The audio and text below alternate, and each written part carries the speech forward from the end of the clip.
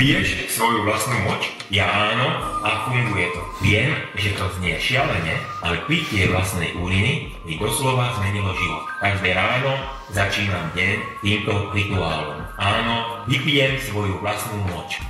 Rozmýšľam, aký musel mať tento pán na tom úplnom začiatku tohto rituálu myšlienkový pochod. Či sa jedného pekného rána proste zobudil, bol smedný a povedal si, že čo keby som si dnešné ráno trochu okarenil, jak sa vraví, našťal si do pohára a šupol si ho dole krkom s predstavou, že je to fresh pomarančovo-citrónový džúsik. Tak veľa otázok, ale tak strašne málo odpovedí. Každopádne jednu odpoveď mám. Nie je to vôbec rozumné a ani zdravé. Moč je totiž odpadový produkt obsahujúci látky, ktorých sa telo chce zbaviť. Napríklad prebytočné soli, močovinu a rôzne toxíny. Okrem toho, napriek všeobecnému presvedčeniu, už vylúčený moč nemusí byť sterilný a pravdepodobne ani nebude. Môžu v ňom byť obsiahnuté rôzne baktérie a patogény, ktoré po konzumácii môžu u citlivých jedincov spôsobovať rôzne druhy infekcií alebo dokonca zápalov. Nemôžem uveriť tomu, že toto hovorím v roku 2024, ale nemal by si pumpať svoju moč. Ja viem, sú to hrozné správy, ale verím, že sa s nimi zvládneš vysporiadať a že mi hodíš follow pre viac informácií.